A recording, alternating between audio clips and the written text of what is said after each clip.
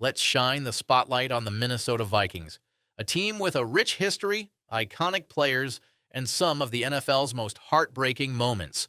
From the Purple People Eaters of the 1970s to four Super Bowl appearances without a win to miracle finishes and crushing playoff defeats, the Vikings are a franchise defined by passion, resilience, and unfinished business. But here's the question. Will Minnesota ever shake off its reputation as one of football's unluckiest teams and finally hoist a Lombardi Trophy? You're watching Spotlight Stories NFL, where every team has a story and we put them under the spotlight. Don't forget to like and subscribe so you never miss an episode. The Vikings were founded in 1960 as an NFL expansion franchise and began play in 1961. From the very beginning, they were competitive, making the playoffs for the first time in 1968 under legendary head coach Bud Grant. Grant built a hard-nosed, disciplined team that embodied Minnesota's toughness and frigid conditions at Metropolitan Stadium. The Vikings' identity was defined by their defense, the Purple People Eaters, a fearsome front four led by Alan Page, Carl Eller, Jim Marshall, and Gary Larson. Their motto, "Meet at the quarterback," summed up their relentless approach. Under Grant, Minnesota became a powerhouse, winning the 1969 NFL championship before the Super Bowl merger. However, heartbreak followed. The Vikings lost 4 Super Bowls in 8 years, 4, 8, 9, 11, cementing their reputation as a franchise that could reach the big game, but not finish the job. Since then, the Vikings have remained consistent contenders. They've won 20 division titles, produced over 15 Hall of Famers, and earned a reputation for some of the league's most exciting offenses. From Fran Tarkenton's scrambles in the 1970s to Randy Moss electrifying defenses in the late 1990s to Adrian Peterson's dominance in the 2000s. But despite decades of success, the Lombardi Trophy has remained elusive. Fun fact number 1. Did you know the Vikings were almost called the Minneapolis Marines? When the NFL awarded Minnesota an expansion franchise in 1960, some wanted to revive the name of an old semi-pro team, the Minneapolis Marines. Ownership instead chose Vikings to reflect Minnesota's large Scandinavian heritage and to project toughness and pride. The Vikings' look is one of the most unique in the NFL, defined by their signature purple and gold. From the start, they wore purple jerseys with horned helmets, making them instantly recognizable. The horns on their helmets remain one of the most distinctive logos in all of sports, a symbol of their Norse-inspired identity. In 1961, the team played its first season at Metropolitan Stadium, an outdoor venue in Bloomington where brutal winters gave the Vikings a true home field advantage. In 1982, they moved indoors to the Metrodome, famous for its inflatable roof and deafening acoustics. The stadium became iconic in its own right, hosting both football and baseball until its closure in 2013. Today, the Vikings play in the U.S. Bank Stadium, one of the NFL's most modern and striking venues. Opened in 2016, the glass-roofed arena in downtown Minneapolis has already hosted a Super Bowl and multiple major events. Its design, resembling a Viking ship, ties the franchise's branding to its Scandinavian heritage, while giving Minnesota one of the loudest home field advantages in the NFL. Fun fact number 2, did you know the Vikings were the first modern NFL team to use a domed stadium? When the Metrodome opened in 1982, it became the first fully domed stadium in NFL history with an air-supported roof. Its deafening acoustics gave the Vikings one of the strongest home field advantages in the league. The Vikings' first legendary era came in the late 1960s and 1970s under Bud Grant. In 1969, they won the NFL championship with a 12-2 record led by MVP defensive tackle Alan Page, the first defensive player to win the award. They went on to play in Super Bowl IV, but fell to the Kansas City Chiefs. Despite the losses that followed in 3 more Super Bowls, that era defined Minnesota as one of the league's toughest teams. In the 1970s, quarterback Fran Tarkenton, known for his scrambling style, became the face of the franchise. Tarkenton retired as the NFL's all-time leader in passing yards and touchdowns, though a Super Bowl title eluded him. The Vikings' next great era came in the 1990s when rookie wide receiver Randy Moss electrified the league.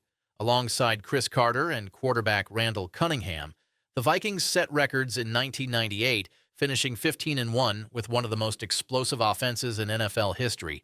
But heartbreak struck again in the NFC Championship when kicker Gary Anderson missed his first field goal of the season, and Minnesota fell to the Falcons in overtime. In the 2000s, Adrian Peterson became one of the greatest running backs of all time. In 2012, he rushed for 2,097 yards, just 8 short of Eric Dickerson's all-time single-season record.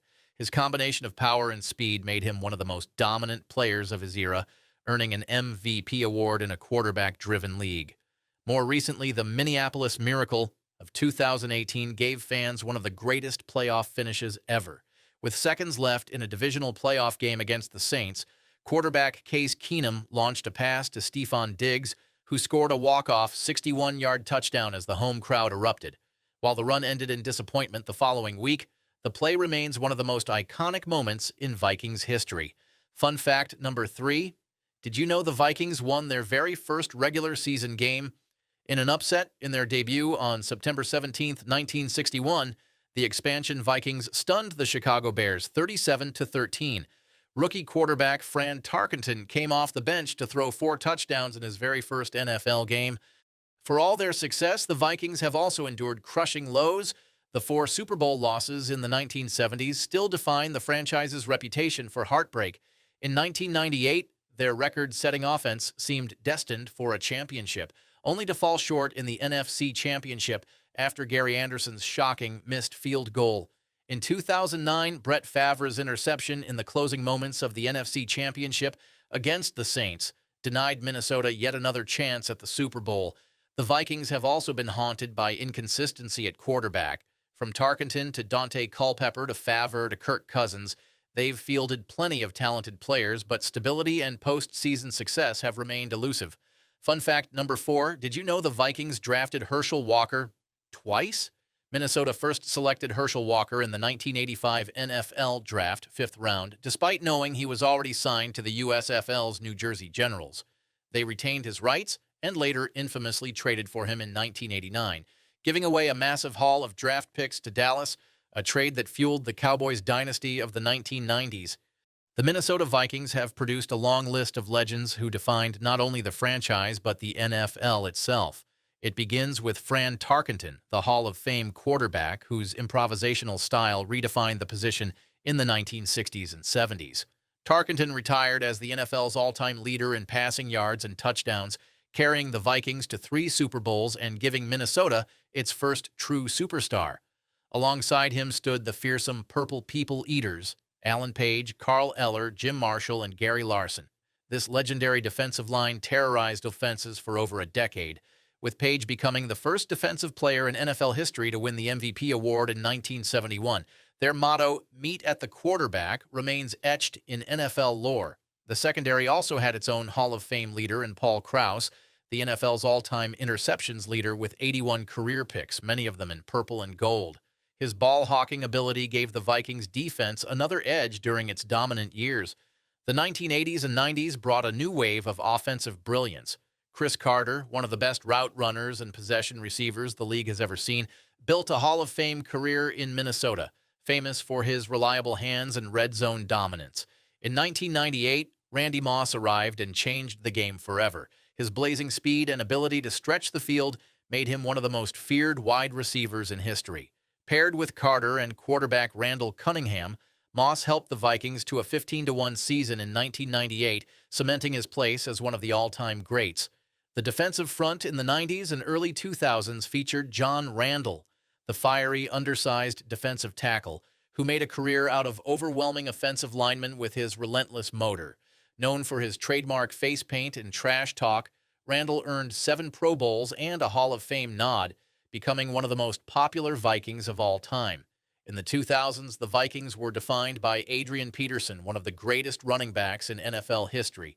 Peterson's rare combination of speed, power, and vision made him nearly unstoppable. In 2012, he rushed for 2,097 yards, just 8 shy of breaking Eric Dickerson's single-season record. His MVP season remains one of the finest ever by a running back. On defense, Chris Dolman and Kevin Williams anchored the defensive line across different eras, while Harrison Smith has become a modern icon. Nicknamed the Hitman, Smith has been one of the most consistent safeties in the league over the past decade, combining leadership with physical play. Other icons include Matt Blair, a linebacker known for his versatility and special teams dominance, and Randall McDaniel, the Hall of Fame guard who made 12 Pro Bowls and anchored the offensive line in the 1990s. More recently, Justin Jefferson has already etched his name in franchise history with his dazzling start, setting records for receiving yards in his first 3 seasons and establishing himself as one of the premier wideouts in today's game.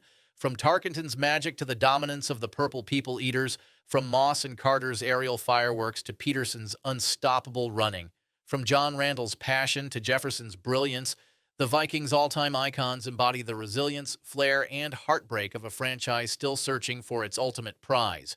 Fun fact number 5. Did you know Alan Page made legal history while still playing? Defensive tackle Alan Page, one of the Purple People Eaters, became the first active NFL player to earn a law degree. After his Hall of Fame career, he later served as an associate justice on the Minnesota Supreme Court from 1993 to 2015. The Vikings' coaching legacy begins with Norm Van Brocklin, the team's first coach, but the franchise's identity was truly defined by Bud Grant. Hired in 1967, Grant coached the team for 18 seasons, winning 11 division titles and reaching 4 Super Bowls. His no-nonsense style, built on discipline and defense, created the Vikings' toughest identity. After Grant, the team went through stretches of instability. Coaches like Les Steckel, Jerry Burns, Dennis Green, and Mike Tice all brought moments of success, with Green in particular leading the 1998 team to its 15-1 record. Mike Zimmer became the team's longest-tenured coach since Grant, guiding the Vikings from 2014 to 2021 with a defense-first philosophy.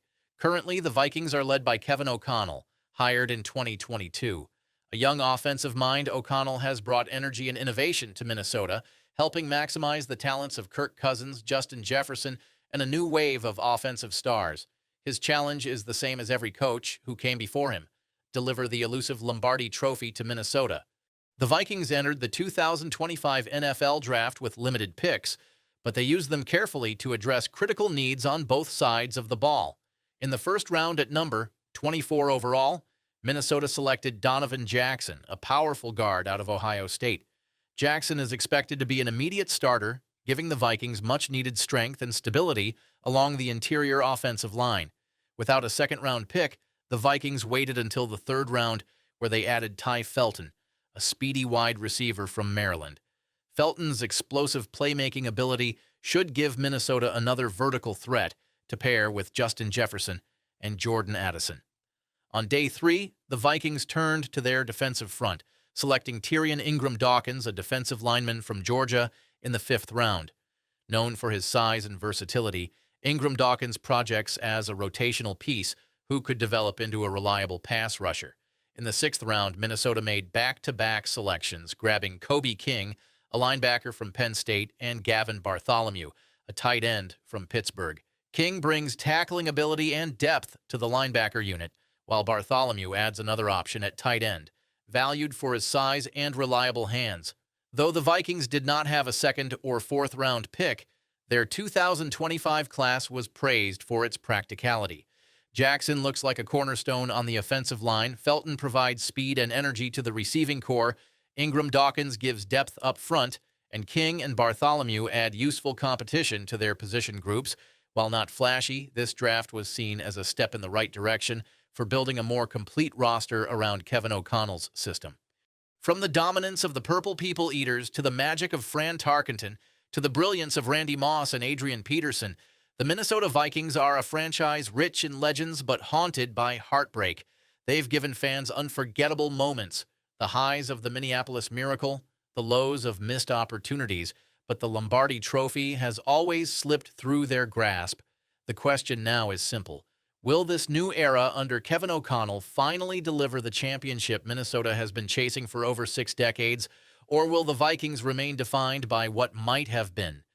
Don't forget to like and subscribe to Spotlight Stories NFL, where every team has a story and we put them under the spotlight.